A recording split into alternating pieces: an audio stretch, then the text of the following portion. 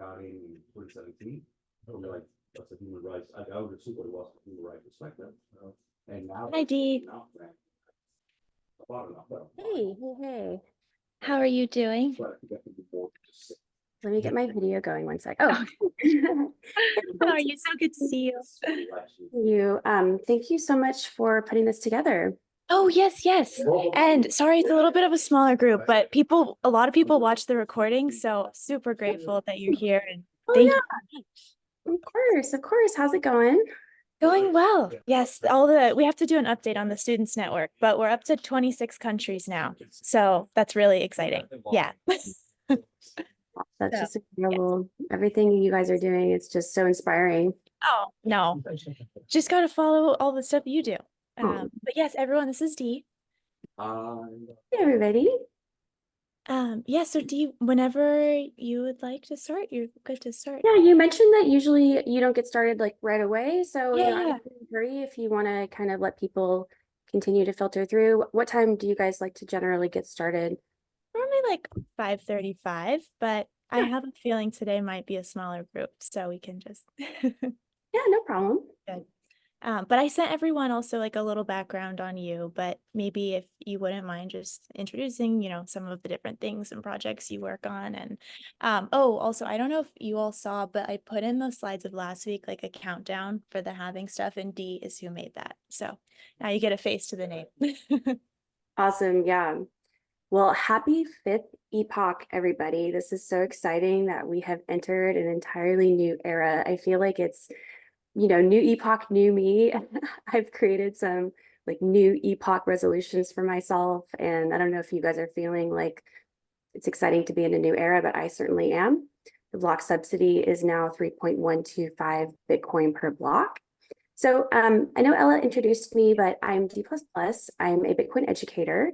I've been in Bitcoin since 2013, and I have also taught a graduate engineering class, Bitcoin only, at the University of Texas at Austin for computer and electrical engineering graduate students.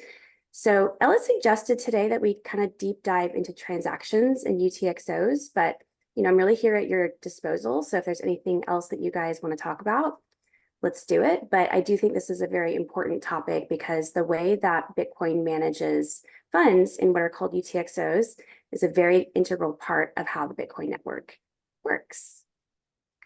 So shall we kind of dive into it? I'm actually syncing up my Bitcoin node here in the background. It's saying 10 more minutes. So we'll see if we can maybe do a little deep dive into that. I can see you guys. So if you don't mind, like, show of hands, and also it looks like you guys are on mute, so it's great if I can get some feedback. How many of you have transacted in Bitcoin before on like the Bitcoin mainnet blockchain or the test network, for example? Has everybody done a Bitcoin transaction on chain? Have you all? Yeah. Everybody has. And has everybody tried Lightning in some capacity? Has everybody done a Lightning transaction before? I'm seeing one person. Okay, so it's kind of a bit of a mix, but everyone's done Bitcoin on chain. Okay, cool. So I was going to offer to do some test transactions, but it sounds like you guys are already, masters of Bitcoin transactions on chain. So why don't we just kind of deep dive into the mechanics of what those transactions are actually doing? How many of you have used testnet before? Anybody? No. So what I used to do, I've been teaching Bitcoin for a while, and what I used to do is I would just do all of my demonstrations on the mainnet and, kind of eat the fees and just say, oh, it's all for the greater good of teaching Bitcoin. However, something crazy has happened with Bitcoin over the past few days, if you haven't noticed, and those fees have skyrocketed. So that's okay. Bitcoin is working exactly as expected. It's not a problem by any stretch of the imagination. But for me, it's a great opportunity to dive more into some of these Bitcoin test networks that were designed just for that. They're networks with no monetary value that we can use for test purposes and for building applications. Okay, so I'm going to go ahead and share my screen. Oh, one more question for the group. How many of you have downloaded and run a Bitcoin node before? Bitcoin Core, or a Lightning node.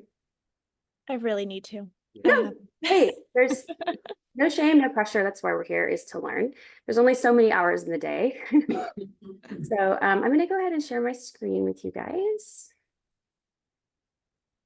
Okay, so as you can see, this is what Bitcoin Core looks like. This is a piece of software that you can download from the internet, right? So when people talk about running a node, it might sound a little intimidating, like, well, you're some kind of shadowy supercoder. But really what you've done is you've gone to a website, bitcoin.org, and you've downloaded a piece of software and you've installed it on your computer and you've run it, right? So it's actually nothing crazy. Now, what you can see here is it's saying that it's syncing. And what that means is it's downloading and verifying all of the transactions that have happened on the Bitcoin testnet network. Okay, again, so testnet is our network for testing purposes. So it says that I'm 14 minutes behind, which is to say it's caught up to just about a few days ago, but there's still a number of transactions that need to be verified. And what that means is cryptographically, my node has downloaded every single transaction that has ever happened in Bitcoin and verified that it was following the rules of Bitcoin, right? So Bitcoin is a system of rules without rulers. Nobody's in charge. I'm verifying that those rules are being followed for myself. And if the rules aren't being followed, which is to say that you guys try to send me a block or a transaction that doesn't follow the rules of Bitcoin, you're not really going to get punished or slashed or penalized. You're just going to get ignored. My node's going to say, I don't know what you just sent me, but that's not Bitcoin. I'm only interested in blocks and transactions that follow the rules of Bitcoin. So you'll notice that I'm actually synced up to just 5 days ago, but it's saying that it still has 13 minutes remaining. And so actually even the testnet network got a little congested a couple days ago because a lot of people in anticipation of the halving have been testing some of these weird new layer 2, if you will, protocols that people have been using Bitcoin for more recently. So, okay, question for the group. How many of you have used a block explorer? Mempool.space. Okay, is it like half and half? So the block explorer is going to be your best friend for understanding Bitcoin transactions. So looks like someone's waiting to come in. I'm going to go ahead and make them. Okay, great. So let's just take a look quickly at the Bitcoin white paper. Okay, now show of hands one more time. How many of you have read the Bitcoin white paper? Okay, impressive. Very impressive. So in page 2 of the white paper, Satoshi outlines transactions, and Satoshi defines a transaction as a chain of digital signatures. And this kind of confused me at first. And in fact, this diagram really confused me quite a lot. But essentially what he's saying is that when I transfer ownership of Bitcoin, I use what's called a digital signature to transfer ownership. And we'll kind of talk about what that means. So what makes this work in a trustless manner, which is to say there's no central mint or trusted third party, is that my node, my Bitcoin software, in order to verify that the transaction is valid, that it follows the rules of Bitcoin, looks to make sure that the digital signature, the cryptographic signature, is of course valid, but it does something else that's also just as important. It checks to make sure that that Bitcoin has never been spent by anybody else before, right? Because if you sent me Bitcoin and then you also sent Ella that same Bitcoin, you've double spent your Bitcoin, right? And how do we know which transaction is valid and which transaction is not valid? So the way that Bitcoin does this is it downloads every single transaction that's ever happened since the Genesis block. And you'll see here in the white paper that that is how Bitcoin checks for double spending.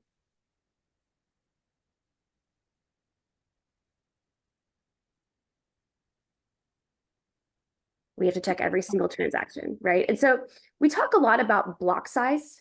We talk about big blocks versus small blocks. And, you know, what's the reason why Bitcoin does limit the block size? Why are transactions limited?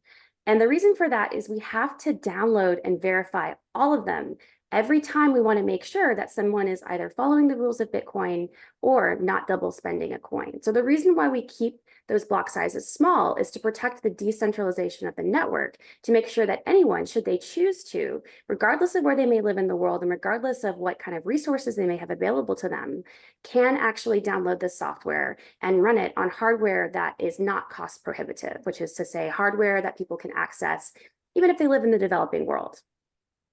Okay, so, okay, the white paper, it's a little verbose. I don't know, this diagram isn't really doing it for me. It's kind of, if I'm honest, a little confusing. So what has really been game-changing for me in understanding how transactions work is just spending some time clicking around on good old mempool.space. And if any of you have any experience using a block explorer, you may have found your way to mempool.space. It truly is the best.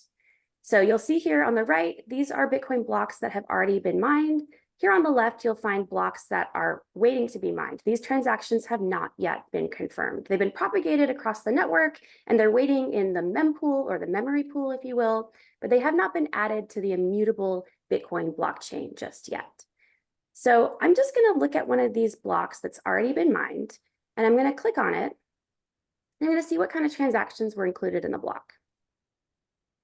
Now, this first transaction in the block is kind of funny and it's kind of special. Can anybody tell me what the first transaction in the block is called and what its significance is? What's special about this first transaction? And what do we call it?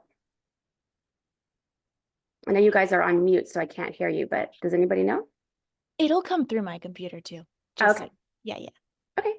So what's special about this first transaction is it has a special name. It's called a Coinbase. Anybody heard of that Coinbase transaction before?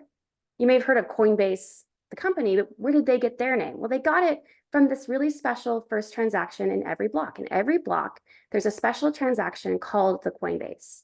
And when miners are crafting a candidate block that they're trying to mine, that they're trying to add to the immutable Bitcoin blockchain, they create a special transaction, the first transaction in the block, that pays out to an address that they control. The Coinbase pays the miner, and it pays the miner what's called a block subsidy, okay? Now that block subsidy, since we just entered Epoch 5, is now what? What is the block reward now that we've entered this new halving epoch? Does anybody know? Well, the block reward just got cut in two, right? That was the significance of the halving. So it got cut from what into what? Anyone? That's so. 3.25, right? Is that 3.5? 3.125. I heard 3.125.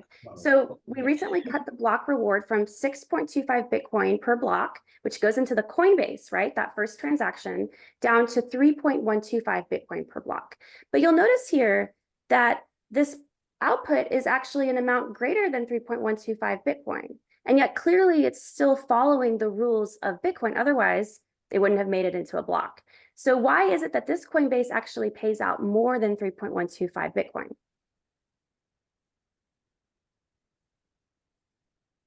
Where'd the extra Bitcoins come from?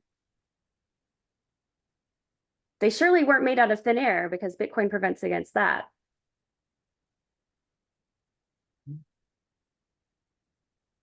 Does it have anything to do with Foundry USA, with the miner itself?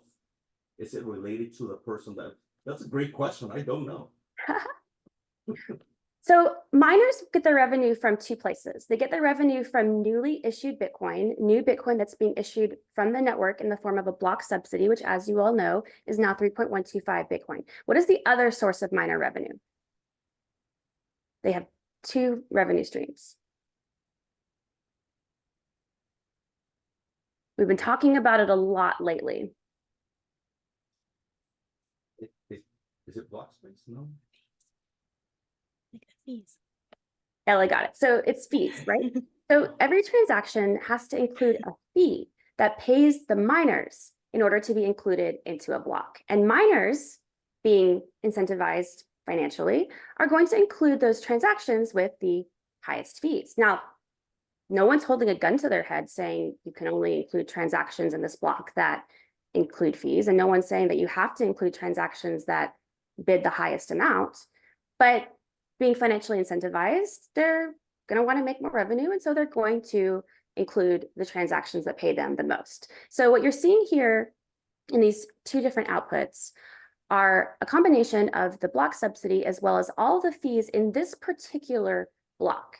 So each of these transactions in this particular block pays a fee out to the miner, and that is how the miner receives their revenue in the Coinbase transaction. And so now you guys have learned a really cool piece of Bitcoin trivia when you're at your next Bitcoin trivia night and somebody says, what's a special type of transaction that pays the miner? That's the first transaction in every block. You guys are going to say the Coinbase, right? Okay.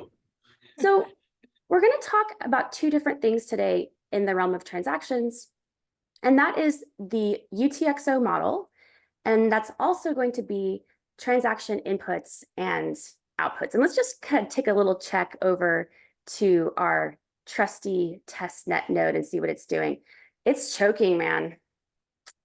It's saying 30 more minutes before it's synced.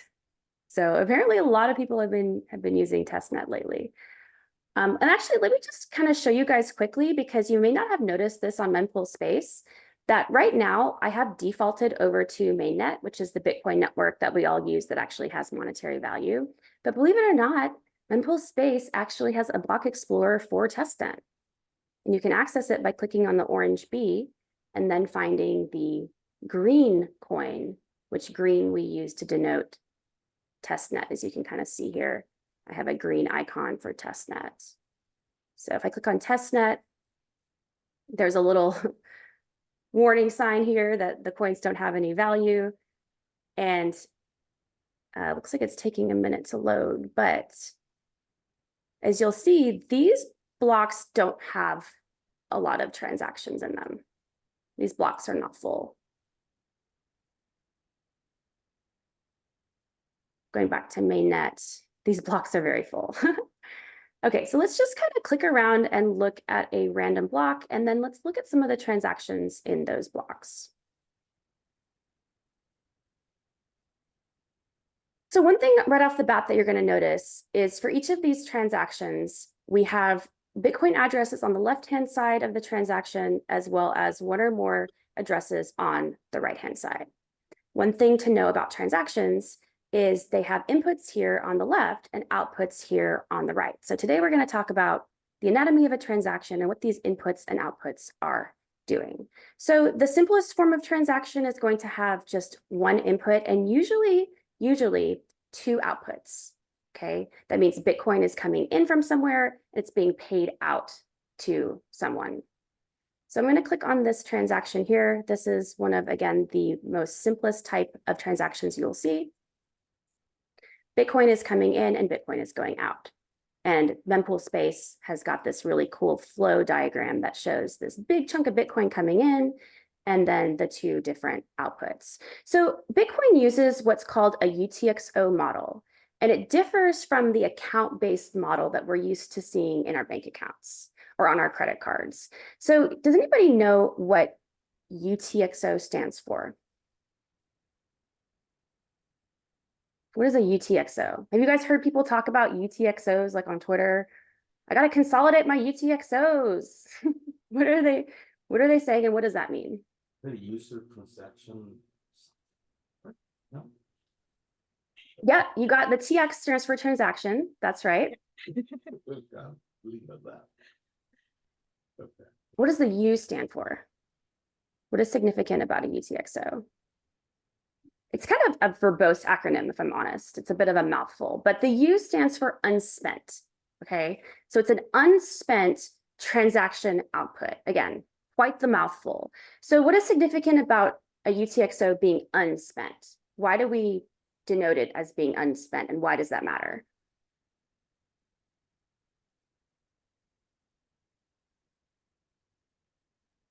Well, if it's unspent, that means it's spendable, right? If I've already spent that Bitcoin, it's no longer in my ownership. So my unspent Bitcoin is Bitcoin that I have the ability to spend. It's my Bitcoin. When I think of my Bitcoin that I own, I think of my UTXOs. And what is the significance of the O in UTXO? Why am I denoting a UTXO as being an output? Unspent transaction output. Well, I mentioned that the inputs to a transaction are going to be here on the left, and the outputs are going to be here on the right. So anytime Bitcoin gets sent to me, it gets sent in the output of a transaction. Okay, so when I receive a UTXO, I receive it in a transaction, and it's going to be in the output of that transaction. So let's kind of talk a little bit more about what that looks like. And let's think of maybe a real world example. So when I go to the store and I want to buy, say, a cup of coffee, I'm going to pay, let's say, in cash. The $20 bill that I put on the table, that's the input to the transaction. Okay, now what's the output to the transaction? And how many outputs am I going to have? Let's say the coffee is $5, and let's say that my input was $20. How many outputs am I going to have to that transaction? 1, 2, 3? Well, I'm going to have 2 outputs. $5 goes to the cafe, and $15 comes back to me in the form of change. Okay, so I have 1 input to this transaction. I have 2 outputs, 1 for the cafe and 1 back to me. Now, most Bitcoin transactions are actually very similar. They have 1 input, 1 UTXO that's getting spent in its entirety. So let's say that in this case, I have a UTXO. Now, in this case, this is a big UTXO. This is 0.96 Bitcoin. This is almost an entire Bitcoin in a UTXO. Okay, in my example for coffee, I was only spending $20. But in this example, I'm spending almost an entire Bitcoin. And by the way, this is not my transaction. This is a random transaction I found in mempool.space. Now, just like when I put a 20 on the table, I'm spending that $20 in its entirety, and I'm getting the remainder back in change. I'm not just like ripping off a quarter of a $20 bill and handing it to the barista. She'd probably call the cops on me, like, this lady's crazy. She's doing something that's actually probably illegal in our country, which is to destroy money. So just like with my $20 bill on the counter, I have to spend a Bitcoin UTXO in its entirety. So I have this chunk of Bitcoin. It was the output of a previous transaction. It's a UTXO. And when I spend it, I have to spend the whole amount. Bitcoin has no way of taking a chunk of Bitcoin or a UTXO and only spending part of it. It has to be spent in its entirety. So what looks like is happening here on the right-hand side is probably this round amount, 0.3 Bitcoin. You don't know which output is to the recipient and which output is coming back to the sender as change. You can probably guess. I can probably guess that whoever this person was paying was probably getting the rounded off even amount of 30 million Satoshis. And the result of 66 million Satoshis is probably coming back to the sender as change. So does this part make sense to everybody that's watching, that UTXOs, which are chunks of Bitcoin, which are outputs of previous transactions, they have to get spent in their entirety, and any remainder is going to come back to you as change. Now, there may be a time where I'm spending an entire UTXO to Ella, and she just so happens to be charging for her goods and services the exact amount that I happen to have in that UTXO, but it's probably unlikely. Okay, so what is one major difference between dollars in my wallet and UTXOs? Okay, they're both chunks of change. I have UTXOs, they're chunks of Bitcoin, and I have dollars in my wallet, they're chunks of USD. They both have to be spent in their entirety. Now, one major distinction between dollars and Bitcoin is that Bitcoin UTXOs are not in predetermined amounts. They don't come in like 1 Bitcoin denominations, 1 million Satoshi denominations, 5 million Satoshi denominations, just like we have 20s and 10s and 5s and 1s in our wallet. We don't have these predetermined denominations of Bitcoin in our UTXOs. And you can see that here. I have kind of a funny amount in this UTXO. It's 0.96574804 BTC. So it's an arbitrary amount. Okay, so that's a really big, important distinction to make between the UTXO model and the cash model. Now, another important distinction to make between the UTXO model and some of the other models that we're more familiar with is that I don't have an account. I don't have a Bitcoin account that just has a single balance. I have these chunks of Bitcoin across different addresses. Now, if I add up all of those chunks of Bitcoin and all of those Bitcoin addresses that I control, I do have a total, a running total of how much Bitcoin I own. But there's no one account balance that changes anytime I send or receive. Again, I have to just write some software that adds up all these little chunks of change to give me my total. So are there any questions about anything so far with regard to transaction inputs and outputs and UTXOs? I have one. Okay, let's hear it. So quick question, there's the graph right above the transaction, sort of the arrow going down, then an arrow going up. Yeah, right there. Assuming that's representation of, yeah, output 1, output 2.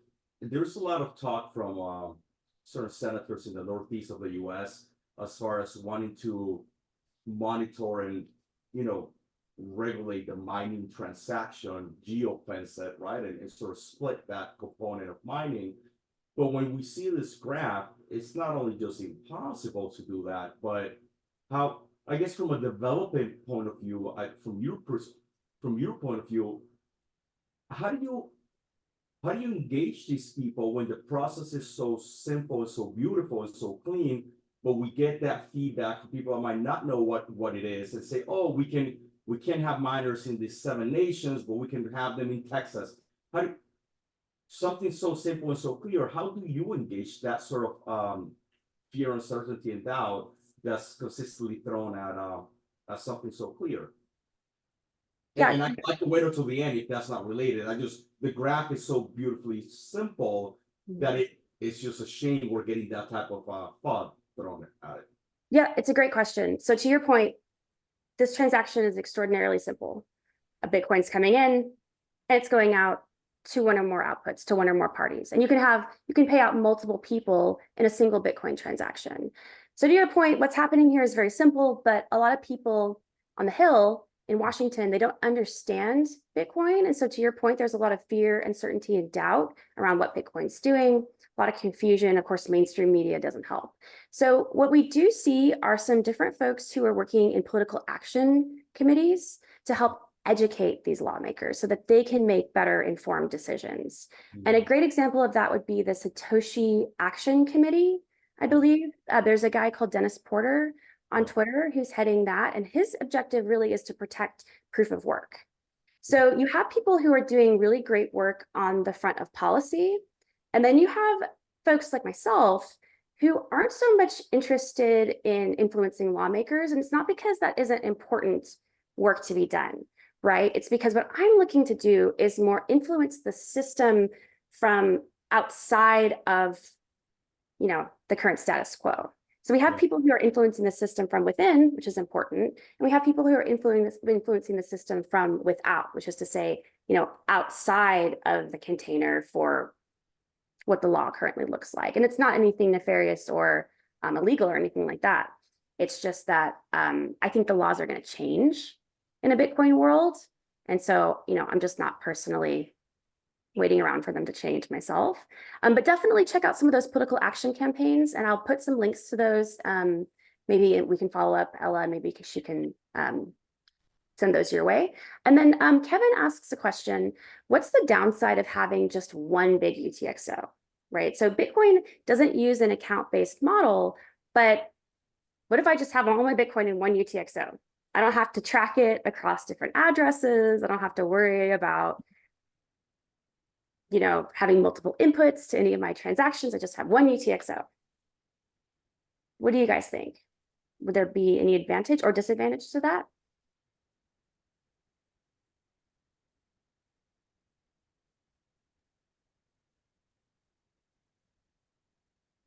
Privacy-wise, maybe it's easy. Privacy.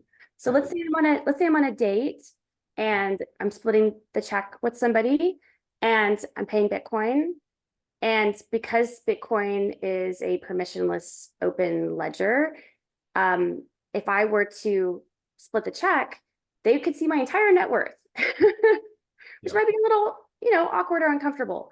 Or let's say I'm getting paid at my job and I only have, one address or one UTXO, then my employer might see my entire net worth. So privacy definitely comes into play when we want to talk about the UTXO model. And it's part of why the UTXO model was selected for Bitcoin is privacy. So let's kind of dive a little deeper into this transaction anatomy. And by the way, are we going till like 3:15 or how long do you guys normally go for these sessions? Yeah, normally an hour, if that's okay. But whatever, you have time for. Yeah, no, of course. Okay, so let's look at the anatomy of this transaction. We talked about inputs and outputs. The inputs have to be spent in their entirety, and the outputs can go to one or more parties. So I'm going to take a look at this thing here, BC1QM2ARM. This is a Bitcoin address, right? So somebody has ownership of this address, but who is this person? Does this person live in the United States? Does this person live in China? Does this person live in Ukraine? We don't know. So we know how much Bitcoin they have in this address, but we don't know who they are. So Bitcoin is not private because this is a public ledger. I can see every single transaction that has ever happened since the Genesis block from January 3rd, 2009. So there's nothing private about this blockchain. However, it is pseudonymous, which is to say that I can see this person's address, but I don't know their identity and I don't have any way of linking their identity to this address. Now, if I was able to link their identity to this address, then I would know exactly what they're doing and exactly where their Bitcoin is going. So for this reason, if you are interested in preserving your privacy, one of the things that you can do, one of the best things that you can do to preserve your privacy is to use different Bitcoin addresses for different transactions, right? If you have all your Bitcoin in one address and you go on a date, someone's going to see your entire net worth. Your employer is going to see your entire net worth. Anyone's going to see your entire net worth if you only are using one address. Now, the cool thing about Bitcoin addresses is they can't always be linked to one another.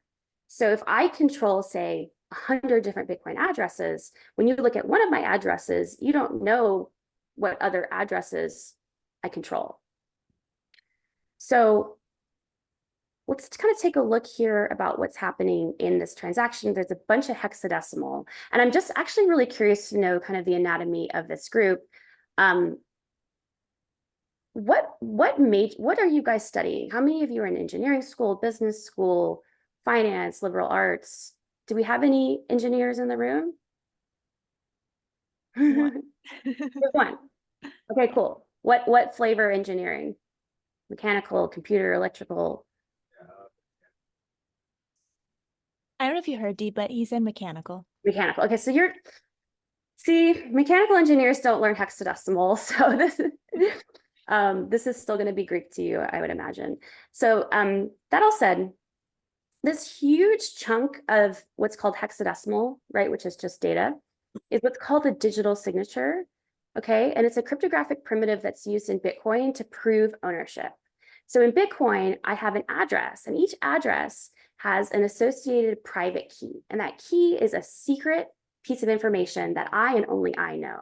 Now, show of hands, how many of you have seen a Bitcoin seed phrase, which is 12 or 24 English words that we use to control our Bitcoin? So that's a private key, okay? In cryptography, that's actually just a private key. It's being represented in those English words simply so that we have a better backup mechanism as humans. We're not so good at reading and writing hexadecimal, but we can write English. So that mnemonic phrase, that seed phrase, is actually your private key.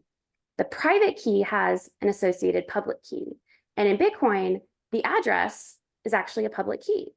Okay, a digital signature takes a transaction and it uses a cryptographic function called a signature to prove ownership of that Bitcoin that you're spending. So if I want to spend this UTXO to these two outputs, I have to use a digital signature that only my private key can produce. And it's really incredible because what this cryptographic primitive does is it proves ownership of a thing that you guys can see without revealing a secret that only I know. It's actually really, really extraordinary. So this big chunk of data is the signature. It's the biggest part of a transaction. Now, every input to a transaction has to have its own signature. And when I pay a fee for this transaction, am I paying a fee based on how much Bitcoin I'm sending? Does my fee increase with the number of Bitcoins that I'm spending? In other words, if this was not a 0.9 BTC UTXO, let's say this was like 10 whole Bitcoins in this input, would I have to pay more in my fee? What do you guys think? Yes or no? No. I'm hearing, I think I heard one yes. It isn't one of the things of the Bitcoin that you can move billions compared to gold with very minimal fees. You know, gold is Right. sort of the only asset that you can do that, right? With gold, you know, Michael Saylor has famously said, if I want to move millions of dollars worth of gold, I've got to charter a plane. It's going to cost me like $250,000 to move across the country. With Bitcoin, this could be $1 billion UTXO here in the input.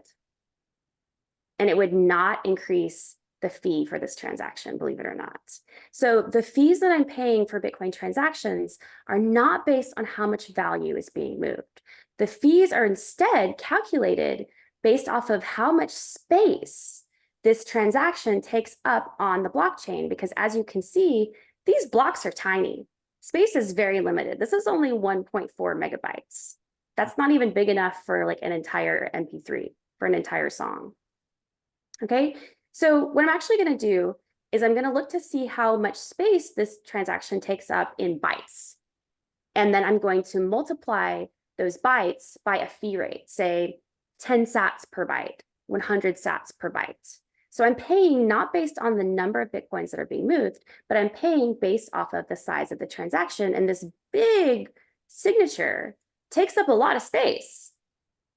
The biggest part of the transaction is the signature. So for each input that I add to a transaction, I have to add an entirely new signature. All right, so let's talk about that. So if I'm in a coffee shop and I want to buy, say, 5 coffees, but I only have, let's say, $1 bills in my wallet, okay? Maybe I have a 10.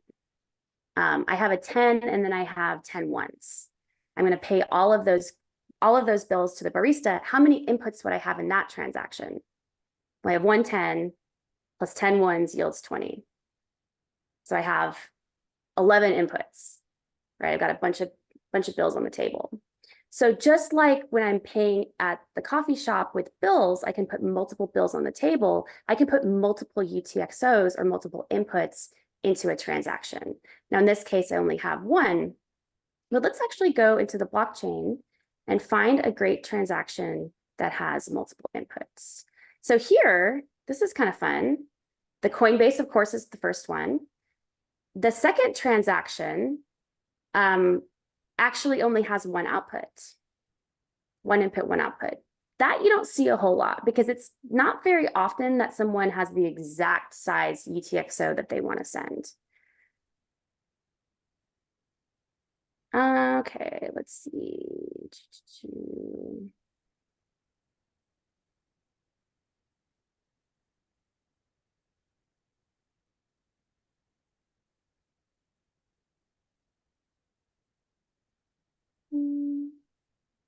Can we find like a big transaction in Bitcoin and sort of do a deep dive on it? You know, like 100 Bitcoin or something? Is that can we use can we query like 100+ Bitcoin transaction, or the Yeah, doesn't allow for that? we can find a big one for sure. Let's just see. This is huge. Here's a 5 Bitcoin UTXO. Oh my gosh. And the crazy thing is, in the output, they're only sending 20K sats, which is a few dollars.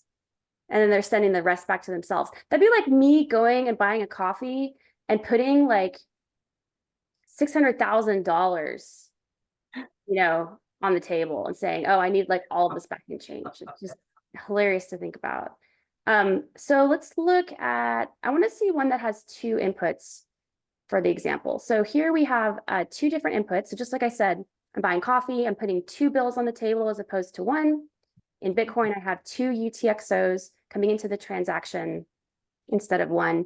But just like I mentioned before, this digital signature here, in the area that's called the witness is going to require a signature for both UTXOs. And this is the chunkiest, biggest part of the transaction is the signature. So you'll see here, there's two inputs, and this beautiful diagram on mempool.space shows you those two inputs coming in. And I like how it shows the bigger ones being thicker and the smaller ones being smaller. And then you'll see there's two outputs here on the right, but there's actually three lines coming out of this transaction in the flow diagram. So why do you guys think there's this extra little line up here? There's only two outputs. So where's the rest of the Bitcoin going from this transaction? Where's the extra Bitcoin going? You gotta pay the miner, right? Gotta pay the miner. You gotta pay the miner. Okay. So here's what's really interesting.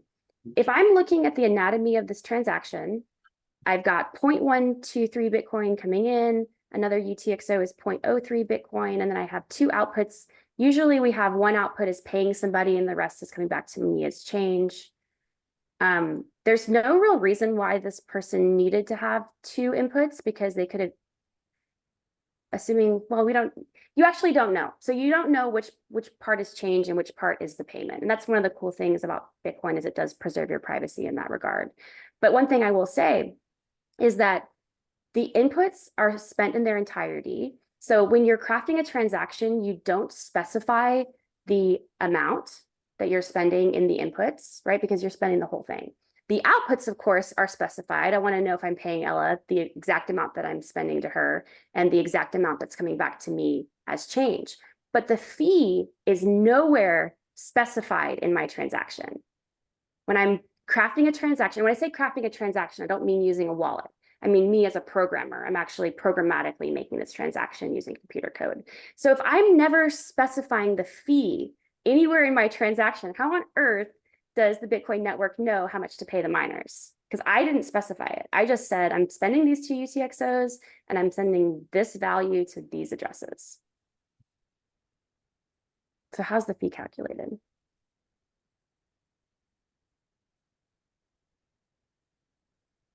I'll give you a hint, it's math. That's good. What's that? That's good. That's very good. Well, it uses math. Okay, so the fee is going to simply be the difference between the amounts of the inputs and the amounts of the outputs. It's a simple subtraction. So I'm going to add up the inputs and I'm going to subtract the outputs. That's going to give me the difference of value coming in versus out, and the difference is what gets paid out to the miner. Okay, so now your wallet, when you send Bitcoin using a wallet, is going to ask you to specify a fee, but under the hood, nowhere is it specified. All right.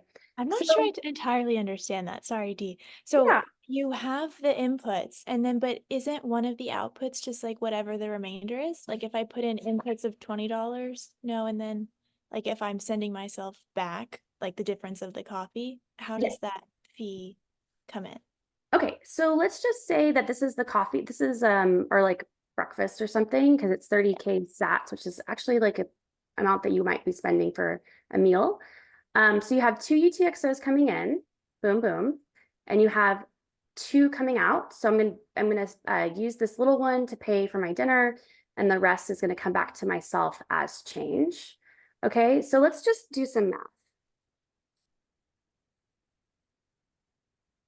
Okay, so I'm gonna take these two UTXOs coming in, and I'm gonna add them up. 1, 2, 3, 4. Okay, that's easy. Plus 0.32291. Boom. So I've got a lot of Bitcoin. I've got 15 million Satoshis as inputs to this transaction. Got it? And then I have two outputs. Let's say the first one is going to be my dinner, and the second one is going to be me paying myself back the change, the remainder. So I'm going to subtract my dinner, which was, how many zeros is that? 1, 2, 3. 3. Okay, thank you. 1, 2, 3, 309. Okay. And then I'm going to subtract the change coming back to myself. And again, we can't tell looking at these outputs, which one, this could be, I'm paying 2 people. You know, we don't know what exactly is happening. I'm just kind of making up the story for fun. And then I'm going to subtract the second input, which is 0.1545. Oh, I've got a difference. Oh, There's okay. a difference. There's 882 Satoshis. No, there's 8,820 Satoshis remaining. Is that right? Let's see. How many? There's 8 decimal points. So there's 1, 2, 3, 4, 5, 6, 7, 8. Yeah, so there's 1, 2, 3, 4, 5, 6, 7, 8, 88,000 Satoshis. Let's see. Yeah, right there. Yeah, 88. I was like, that doesn't sound right because that's a lot of Satoshis. But as you can see here, here's my calculator and here's mempool.space, and the amount is correct. It's 88,000 Satoshis, which is $57. And what threw me off is they overpaid, which is to say they still could have made their way into a block given the current fee rates had they paid a lot less, but you know, they didn't. So when I say that the fee is not included in the transaction, I'm getting pretty into the weeds here. Your wallet's going to ask you how much you want to pay for your fee. But I'm talking from the perspective of a person who creates a wallet, what the programmer is actually doing under the hood, if that makes sense.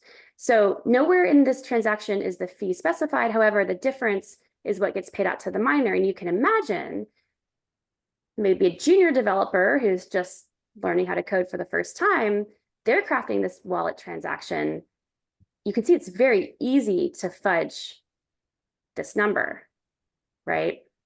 If you pay out a smaller amount than goes into the inputs, you might accidentally send a huge amount to the miners in the form of a fee. And we see this happen all the time. If you've kind of followed Bitcoin Twitter, if you follow some of the kind of nerdy guys, like some of the guys who make the block explorers and things like that, they're always finding transactions that pay out like not just 88,000 Satoshis, which is overpaying by almost 10x, but you'll see people that spend like an entire Bitcoin accidentally going to the miners. Again, because it's easy to do because you're not actually specifying it.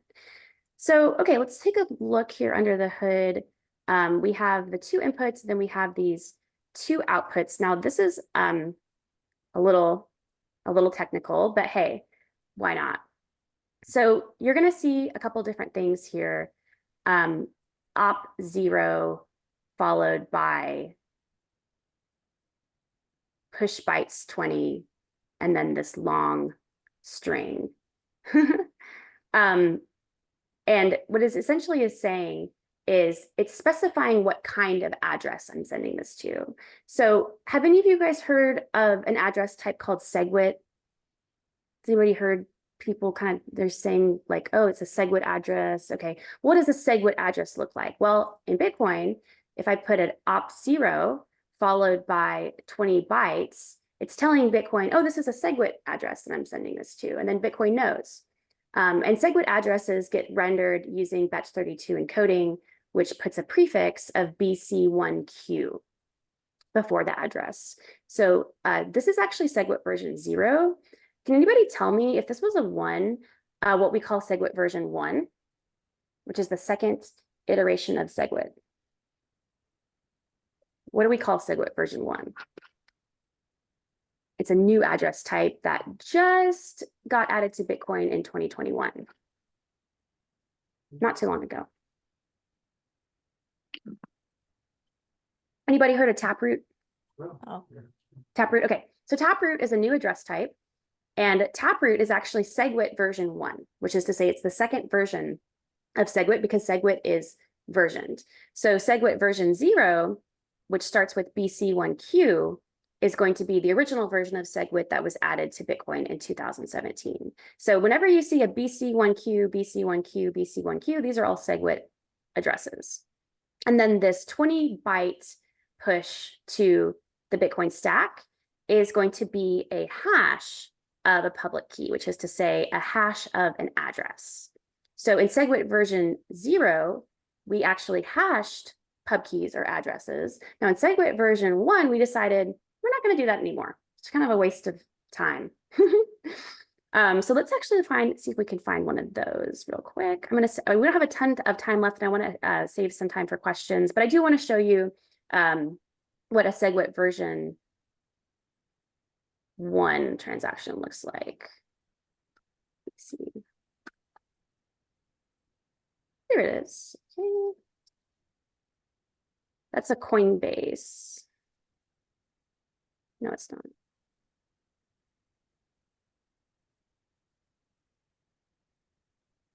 Okay. So this guy has a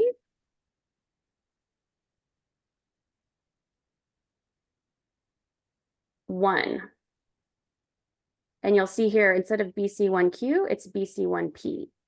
That's a taproot address. And you'll see here, instead of a 20-byte hash, it's a 32-byte unhashed pub key. And I'm sorry I'm getting a little in the weeds. I know you guys aren't really engineers, but hey, this stuff I think is kind of cool. So we talked about inputs and outputs. We talked about the UTXO model, and we talked about how this preserves privacy, because we don't just have one address with all of our Bitcoin in it.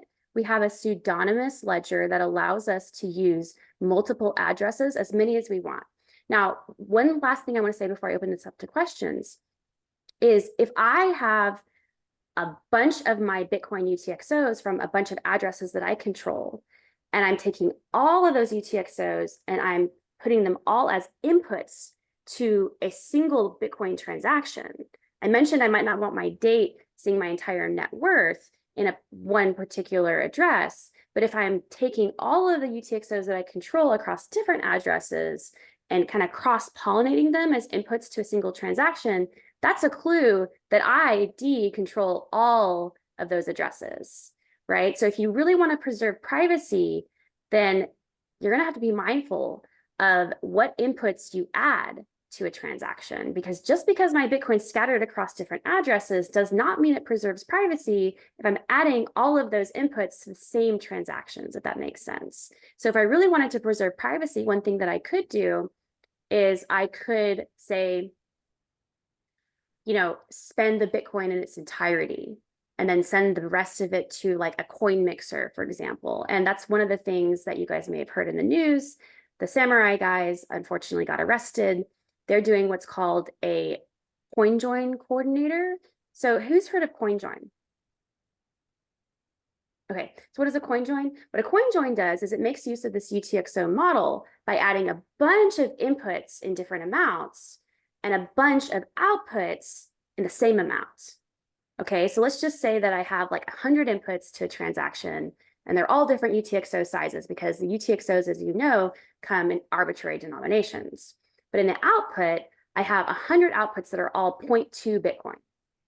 Well, I might be able to know who came into the transaction if I have some like heuristics from having tracked some of those participants across chain analysis. I might know, oh, this one, input number 2 belonged to Ella, input number 1 belonged to D. I know all these people who entered this coin join. Well, on the outside of the transaction, if they're all the same amount, I don't know who the new owners are of those UTXOs.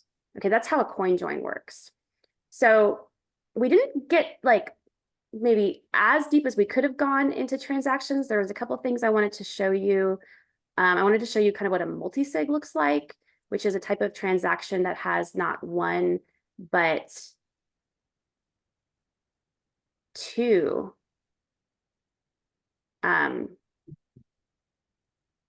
signatures from multiple keys.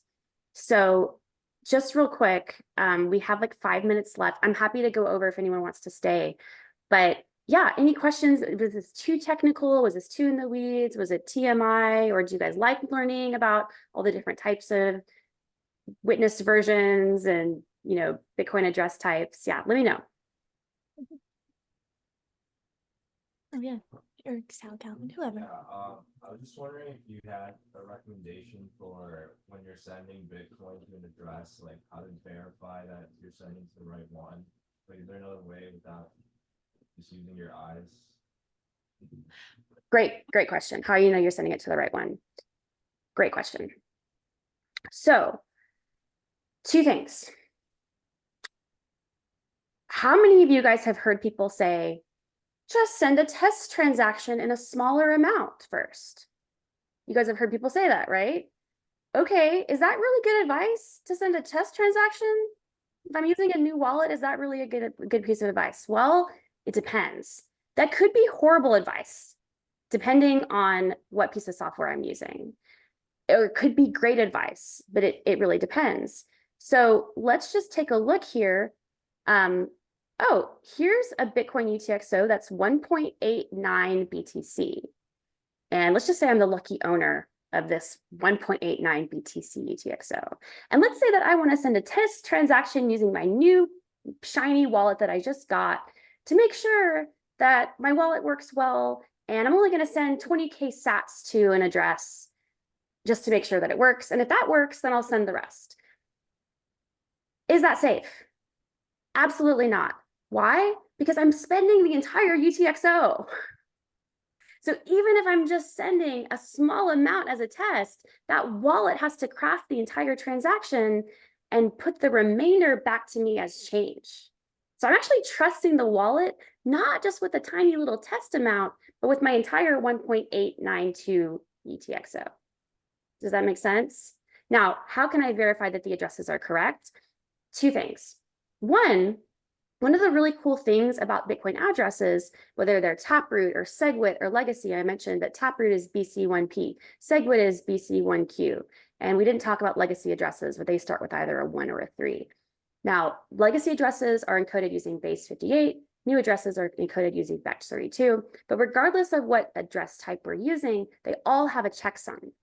And a checksum is like a 4-byte little protection mechanism that prevents you from entering an incorrect address. So your wallet, if you enter an incorrect address with like a 99.999% like success rate, if there's any typo, it's going to flag.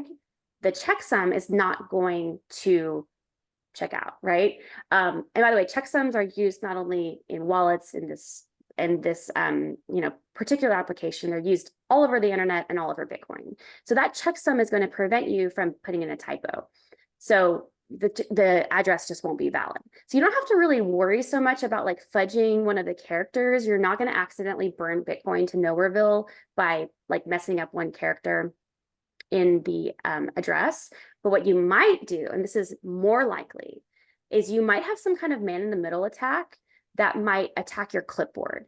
So what is a clipboard attack? So on your computer, usually when you're sending Bitcoin, you're not like typing BC1QDF9. You're not typing it like character by character, you're copying and pasting. So there's malware that could live on your computer. It could be a malicious application. It could even be a malicious browser extension. And this kind of freaked me out because I used to download browser extensions kind of indiscriminately. And I used to kind of just think, well, I have my Bitcoin keys on a hardware wallet. That hardware wallet is not connected to my computer. It's not connected to the internet. It's protecting my keys. It's keeping them offline. So I'm safe, right? Well, if I have some kind of malicious piece of software on my computer, what it could be doing is attacking the clipboard, which is to say I copy and paste a Bitcoin address. This piece of software is monitoring my clipboard. It might say, oh, that's a Bitcoin address. She's sending Bitcoin. I'm going to inject my address now onto the clipboard. And so when I Control V or I paste into my wallet application, it's actually pasted an address that I don't control. And that actually scares me way more than making a typo in the address, because I know if I make a typo, my wallet's going to flag it as being an invalid address. So anytime that you're sending Bitcoin, just make sure, double check that the address that you're sending is the one that you intend to send to, because you could have malware on your computer that could attack your clipboard. So just to clarify, if you send a test transaction, you're risking the entire amount in your original wallet? You can do. So let's say that I am a customer of, say, Swan, and I'm buying Bitcoin on Swan, and I want to send a little chunk from Swan to my hardware wallet. I'm sending like 20K sats just to make sure that I'm sending it to the right place, make sure my new wallet is set up as I had intended. I'm not risking my whole stack on Swan by sending that smaller amount. Okay, there's no real risk there. And it's probably a good best practice. But sorry, go ahead. Swan? Is that just an exchange? I apologize. Yeah, Swan. I mentioned Swan. It's an exchange. It's like Swan, Coinbase, Cash App, Kraken, Gemini. Anytime that I'm sending Bitcoin like from an exchange to my hardware wallet, it's probably a good best practice to send a smaller amount as a test because there's no risk to the rest of my stack. What I'm trying to explain is that let's say that I've moved my Bitcoin to a new wallet, right? And from that new wallet, I'm sending a test transaction, okay?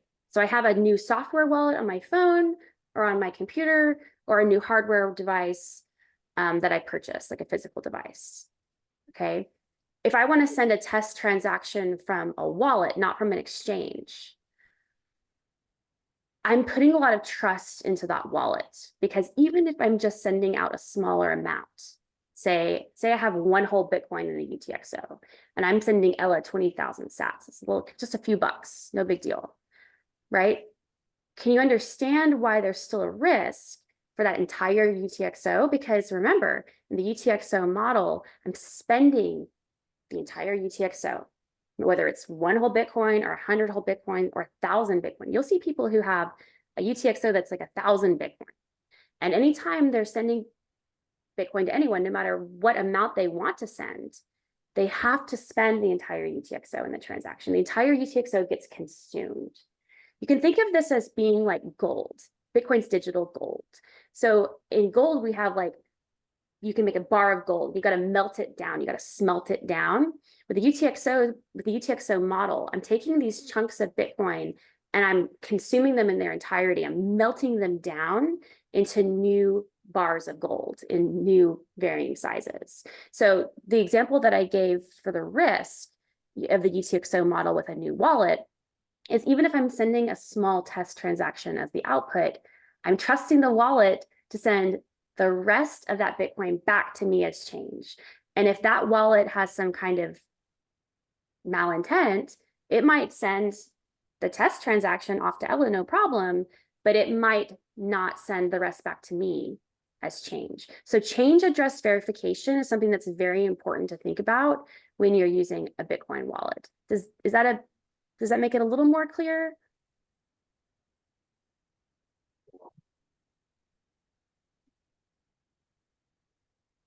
That's why I kind of cringe sometimes when people are like, I'm sending a test amount. I'm like, okay, still gotta be careful. And I'm not trying to scare anyone, right? Like it's nothing against Bitcoin. It's just, you know, Bitcoin can be high risk, high reward with this kind of stuff.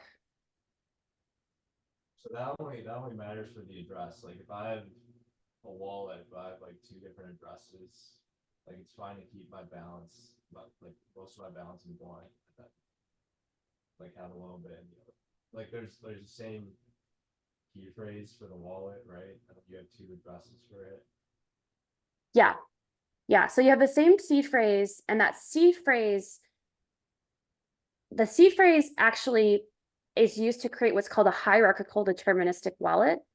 And you can read more about hierarchical deterministic wallets. It was defined in BIP 32. So it was added to Bitcoin a few years after Bitcoin was invented.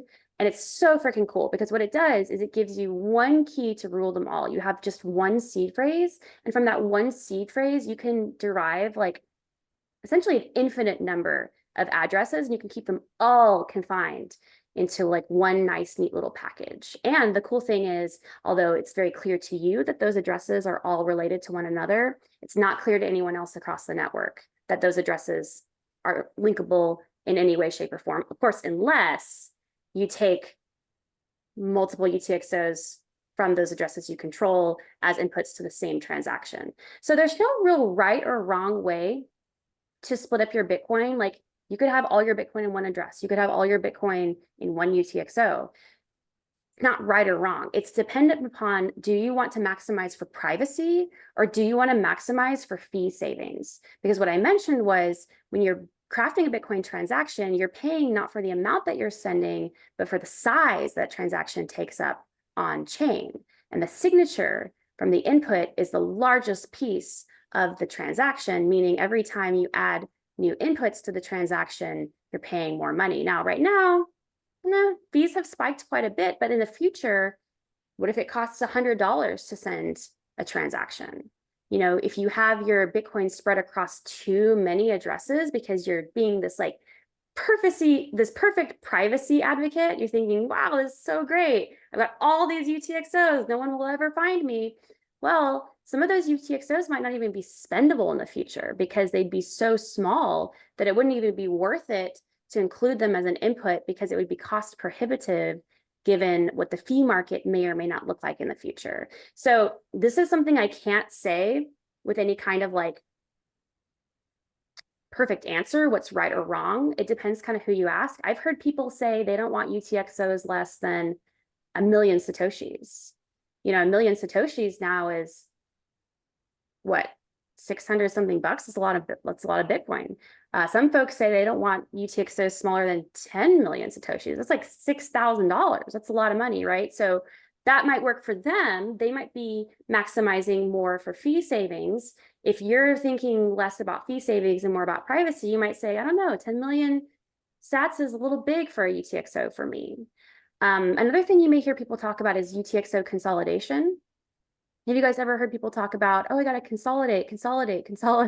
Oftentimes when fees are low, people like to consolidate their UTXOs. What that means is they take smaller UTXOs that could all be in one address or could be split across multiple addresses, and they actually smelt those UTXOs down into a single output that they control back to themselves. So if you ever see a transaction that has like 20 inputs and 1 output, probably what that person's done is they've consolidated their UTXOs. And you'll even see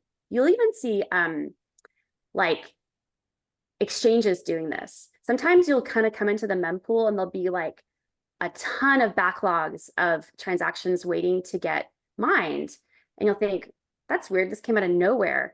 Oftentimes it'll be like Binance, for example, is consolidating their UTXOs. They've just decided for whatever reason, they want to take all these like smaller little UTXOs that maybe their customers have deposited and smelt or melt them all down as inputs into larger UTXOs to save money in the future. So yeah, are you guys kind of getting this sort of like push-pull between like savings and privacy? It's like a delicate dance. And, you know, you and only you can decide kind of what works for you on that regard. I know we're over by a few more minutes, but I'm happy to hang out and answer some more questions. I love talking about Bitcoin, so it's no problem for me if anyone wants to stick around and ask some more questions about transactions or UTXOs, or if anyone, you know, has any other questions about any topics that are unrelated. We talked a little bit about, you know, lawmakers and how they don't really understand Bitcoin. If you want to ask some questions about different topics, I'm happy to oblige as well.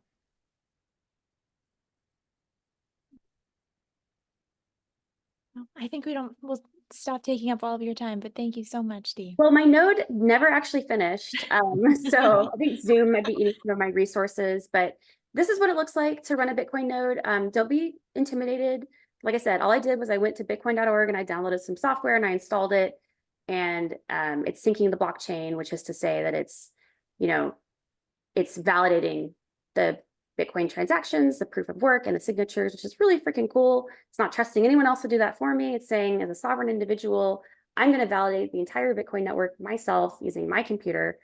Freaking amazing. Another thing I would suggest if you want to learn more about transactions is downloading Sparrow Wallet. Sparrow, like the bird. Has anybody heard of Sparrow?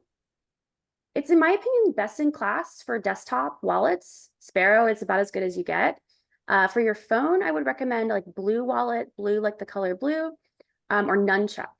Nunchuck is a great wallet as well. And what I was going to do today that we didn't quite have time for because my node didn't sync and we had a lot of other things to discuss was I was going to send you guys some testnet using Bitcoin Core, which is this application here on my computer, to Nunchuck.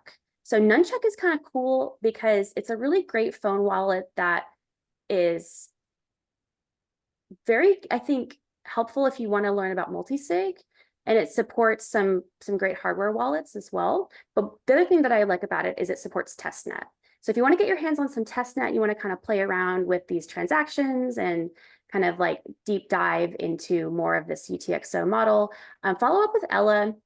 I hate to, you know, advertise your services if you don't mind. No, go ahead. It's fine. Okay, but follow up with Ella and then send her a receive address. It's going to be a testnet receive address. So it's not going to have that BC1 P or Q prefix. It's going to have a different prefix. And I'll send you some testnet that you can play around with on Nunchuck. Perfect. If you don't mind, Ella. No, thank you. Happy to do it. That'll be your homework if you want homework, but hey, that's completely optional. Amazing. Thank you so much, Dee. Thank Really you. appreciate you. Yeah, I hope it was informative, and yeah, give me some feedback. Let me know if this was too technical, not technical enough. Am I holding back? Is it TMI? I can always go deeper into the weeds, but sometimes that's, you know, not helpful. I mean, I found this hugely helpful. Like, Okay. I have to keep hearing all of this. Yeah. Thank you. Yeah, it's kind of weird. The UTXO model, I mean, it's not something that's super intuitive for folks, especially because we're used to having credit cards and bank accounts that use, of course, the account-based model. But if you relate it back to change in your pockets, I think it's a little more intuitive. Yes. Yeah. Well, thank you so guys so much Dee. for joining. And any questions, again, Ella, if you don't mind, feel free to pass those on to me by way of her. And yeah, it's great to have you guys. Absolutely. Yes. We'll see you soon, Dee. Thank you so much. Bye.